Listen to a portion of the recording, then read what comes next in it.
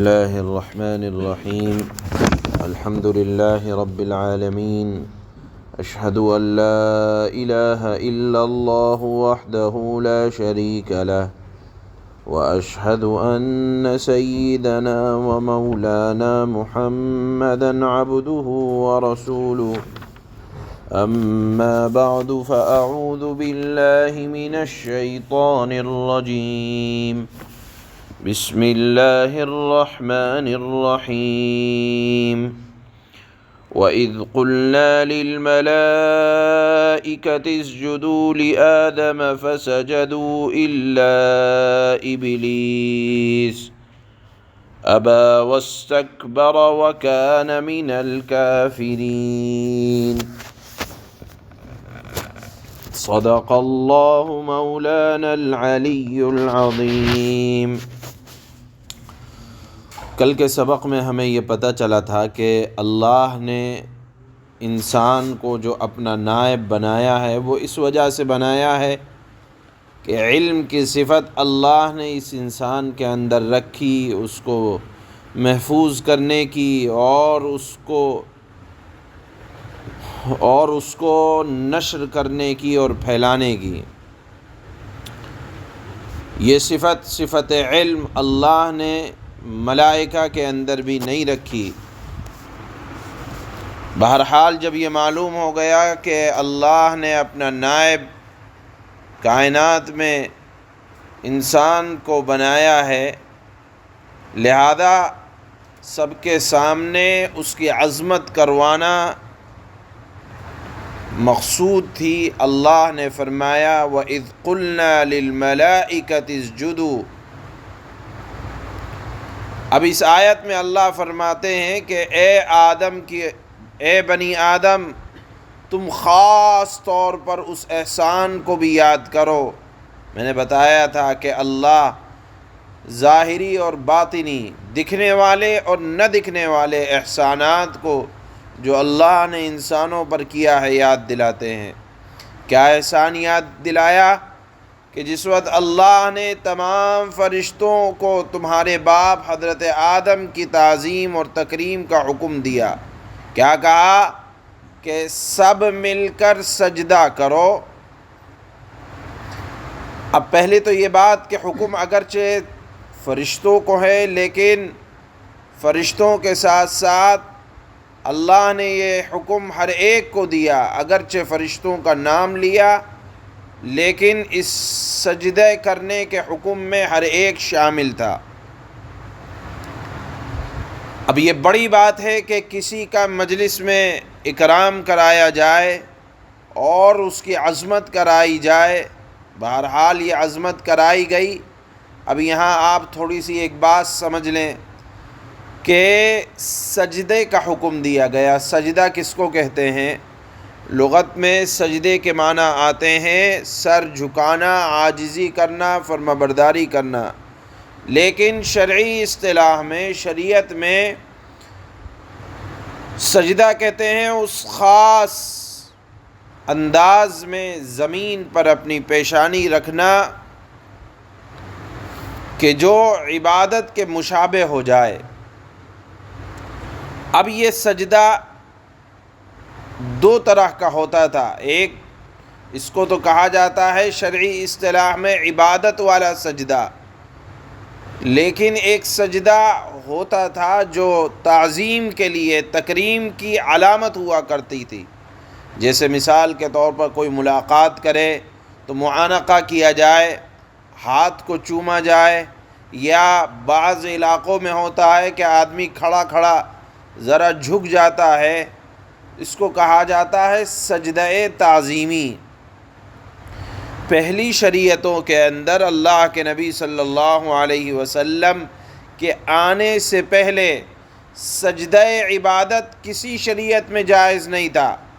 یعنی سجدہ عبادت کا مطلب کسی کو معبود سمجھ کر، خالق سمجھ کر، معبود سمجھ کر اپنی پیشانی کو اس کے آگے جھکا دینا، یہ سجدہ عبادت یہ سجدہ عبادت کسی شریعت کے اندر اللہ نے کسی نبی کی شریعت کے اندر جائز نہیں رکھا۔ ہاں، سجدے کی دوسری قسم جس کو کہا جاتا ہے سلام والا سجدہ، ملاقات والا سجدہ، یعنی بطور تعظیم کے، اکرام کے، کسی کی عزت بڑھانے کے، کسی کے سامنے تھوڑا سا سر جھکا دینا یا اپنے آپ کو ذرا نیچے کر دینا۔ گزشتہ شریعتوں میں یہ سجدہ تعظیم سلام کے درجے میں مشروع تھا۔ جس طرح سلام ہے اس طرح اس زمانے کا یہ سلام ہوا کرتا تھا، لیکن اللہ نے شریعت محمدیہ علی صاحبہ الصلاۃ والسلام کے اندر ہر عبادت، ہر اس چیز کو حرام قرار دے دیا جو عبادت کے مشابہ بھی ہو جائے۔ سجدہ عبادت تو حرام ہے ہی، تھا ہی ہر شریعت کے اندر۔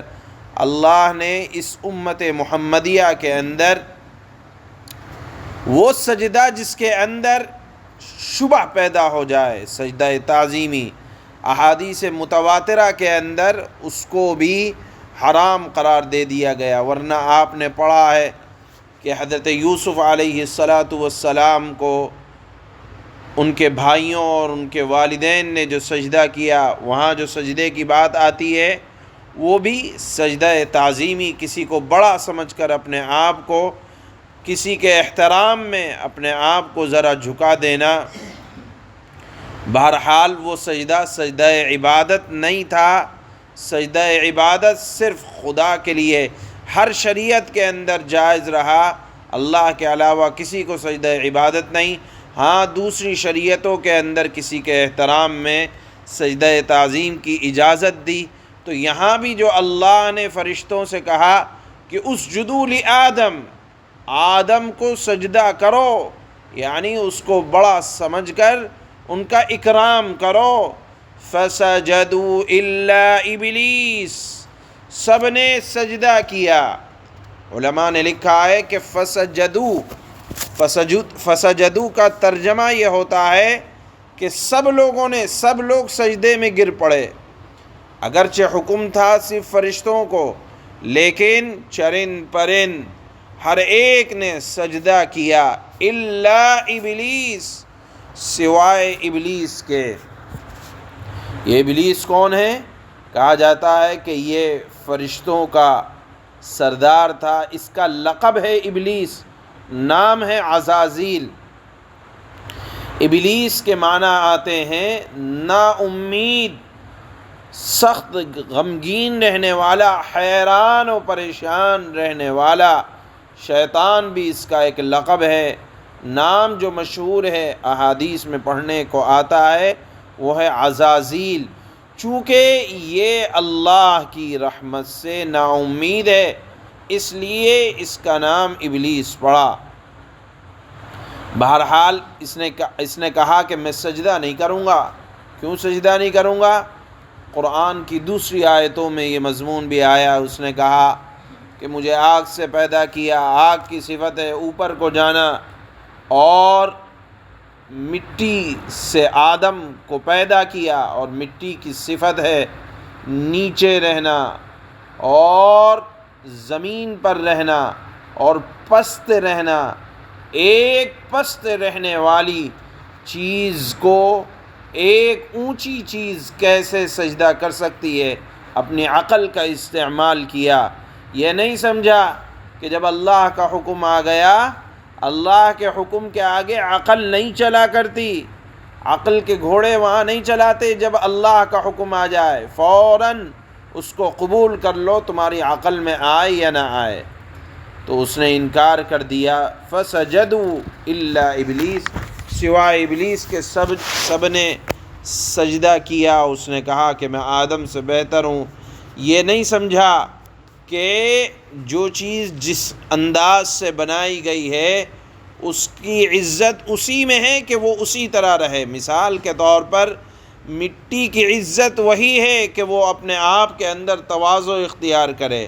آپ جانتے ہیں مٹی اگر اڑ کر چہرے پر لگ جائے لوگ چہرہ دھوتے ہیں، کپڑے پر لگ جائے کپڑے بدل دیتے ہیں۔ ہاں، اگر مٹی متواضع رہے تو ہر ایک اس کی عزت کرتا ہے۔ بہرحال اللہ نے ہر ایک کا ایک انداز بنایا ہے۔ شیطان نے سجدہ کرنے سے انکار کر دیا غرور کی وجہ سے، تکبر کی وجہ سے، لہذا ابدی ہمیشہ کی ہلاکت اس کا مقدر بنی۔ اب آپ یاد رکھیں کہ ابلیس جس کو کہا جاتا ہے طاؤس الملائکہ، اللہ نے بے پناہ علم دیا، معرفت دی۔ آپ اگر یہی مضمون قرآن کریم کے دوسرے حصوں میں پڑھیں گے تو آپ کو پتہ چلے گا کہ اللہ نے کہا کہ نکل جائے یہاں سے، کہا اللہ جا رہا ہوں، آپ مجھے مہلت دے دیں۔ اب آپ دیکھیں شیطان کتنا علم تھا، اللہ کی معرفت کس قدر تھی۔ حیرت ہوتی ہے کہ اللہ اگر کسی سے توفیق چھین لے تو معرفت والے، یا معرفت کا مطلب یہ ہوتا ہے اللہ کی رحمت کو، اللہ کی دریا، یا یہ کہا جائے کہ سخاوت کو جانتا تھا، سمجھتا تھا کہ اللہ اگر غصے میں بھی ہوں تو اللہ کی ذات سے، اللہ کی ایک صفت ہے صفت رحمت، وہ کبھی جدا نہیں ہوتی۔ یہ معرفت کی بات ہے۔ اسی لیے جب کہا کہ نکل جائے یہاں سے جنت سے تو اس نے کہا کہ اے اللہ جا رہا ہوں، ٹھیک ہے آپ مجھے بھیج رہے ہیں۔ معرفت کی بات یہ تھی کہ اس نے کہا اللہ مجھے مہلت دے دیں۔ کب تک کی؟ قیامت تک کی۔ وہ جانتا تھا کہ اگر 150 سال کی عمر ملے گی میں اس میں کتنے لوگوں کو بہکا لوں گا۔ اللہ سے فرمایا کہ اللہ سے کہا کہ مجھے آپ قیامت تک کی مہلت دے دیں کہ مجھے زندگی اتنی لمبی ملے کہ میں بہکاؤں گا، آگے سے پیچھے سے دائیں سے بائیں سے دلوں تک جاؤں گا۔ اللہ نے فرمایا کہ جا دی۔ علماء نے لکھا ہے کہ یہ اس کے علم کی بات تھی، اللہ کو کتنا جانتا تھا، اس کے اوصاف کو، کمالات کو، کہ اللہ اگر غصے میں بھی ہوں، اللہ اگر ناراض بھی ہوں تو صفت رحمت اللہ سے، اللہ کی جدا نہیں ہوتی ہے۔ یہ اس کی فہم و فراست کی بات تھی۔ لیکن کتنا ہی بڑا علم والا ہو، کتنا ہی بڑا اللہ کی معرفت رکھنے والا ہو، جب کبھی غرور آئے گا، تکبر آئے گا تو اپنا ستیہ ناش کر لے گا۔ لہذا اس غرور کی وجہ سے جو اس کے دل میں تھا، علم کے باوجود، معرفت کے باوجود راندہ درگاہ ہوا۔ کسی شاعر نے کہا ہے گیا شیطان مارا ایک سجدے کے نہ کرنے سے، اگر لاکھوں برس سجدے میں سر مارا تو کیا مارا۔ لہذا کبھی بھی اپنے علم، اپنی عبادت، اپنی ریاضت پر غرور اور تکبر نہ ہو، کیونکہ اعتبار انجام کا ہے اور معلوم نہیں کہ انجام کس کا کیسا ہو۔ آپ دیکھیں شیطان کی ہزاروں برس کی عبادت صرف ایک غرور اور تکبر کی وجہ سے کس قدر ذلیل ہوا کہ قیامت تک ذلت اس کا مقدر بن گئی۔ ایک بات۔ دوسری بات جو بہت بنیادی ہے اس آیت کی وہ یہ ہے، جو سبق نکلتا ہے وہ یہ ہے کہ جب اللہ کا حکم آ جائے تو اس کو بجا لانے میں جلدی کرنی چاہیے، مستعد رہنا چاہیے۔ اللہ کو ذرا ڈھیل اور سستی نہیں دکھانی چاہیے، جیسا کہ ملائکہ کے عمل سے ظاہر ہوا کہ اللہ نے کہا سجدہ کرو، ٹھیک ہے اللہ کا حکم ہے، تعظیم کے لیے جھک گئے، فوراً چلے گئے۔ اس کے مقابلے میں شیطان تھا، اس نے ذرا دیر کے لیے کیا تو اللہ نے اس سے توفیق کو چھین لیا۔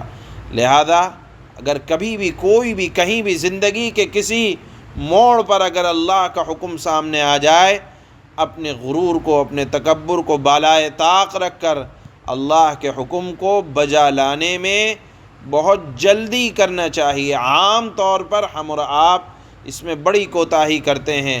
کبھی خاندانی اگر کوئی اس طرح کی مجلسیں ہوتی ہیں، وہاں کوئی اللہ کا حکم سنایا جائے تو اس کو کہتے ہیں میاں تم تو صرف اللہ کی باتیں کرتے ہو، قرآن کی باتیں کرتے ہو، اور پھر کرتے وہ ہیں جو خاندانی رسمیں چلی آ رہی ہیں، خاندانی طور طریقے چلے آ رہے ہیں، کرتے وہی ہیں۔ یاد رکھیں ذرا دیر کے لیے سستی اللہ کے کسی بھی حکم سے یہ ایک بہت وسیع مفہوم ہے کہ زندگی کے ہر حکم میں شریعت ہمارے سامنے موجود ہے۔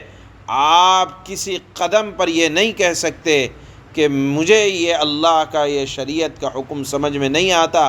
اگر ذرا دیر کے لیے بھی یہ بات آتی ہے تو جان لیں خیر کی توفیق اللہ چھین لیتے ہیں۔ یہ اس آیت کا بنیادی دو سبق ہے کہ غرور کسی بھی چیز پر، علم پر، عبادت پر اور اپنے وجود پر یا اپنی کسی نعمت پر، یہ اللہ کو ذرا پسند نہیں۔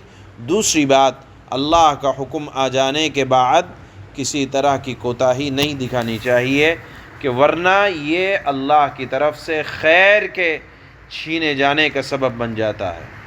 اللہ فرماتے ہیں وَإِذْ قُلْنَا لِلْمَلَائِكَةِ اسْجُدُوا لِآدَمَ فَسَجَدُوا إِلَّا إِبْلِيسَ أَبَى وَاسْتَكْبَرَ وَكَانَ مِنَ الْكَافِرِينَ۔ اور اس وقت کا تذکرہ سنو اور وہ وقت یاد کرو جب ہم نے فرشتوں سے کہا کہ آدم کو سجدہ کرو۔ مراد ہے سجدہ تعظیمی، اکرام کے طور پر ان کو سجدہ کرو، یہ سجدہ عبادت نہیں ہے۔ چنانچہ فسجدوا الا ابلیس، چنانچہ سب نے سجدہ کیا سوائے ابلیس کے۔ ابا واستکبر وکان من الکافرین، اس نے انکار کیا اور متکبرانہ رویہ اختیار کیا اور کافروں میں شامل ہو گیا۔ سبحان اللہ۔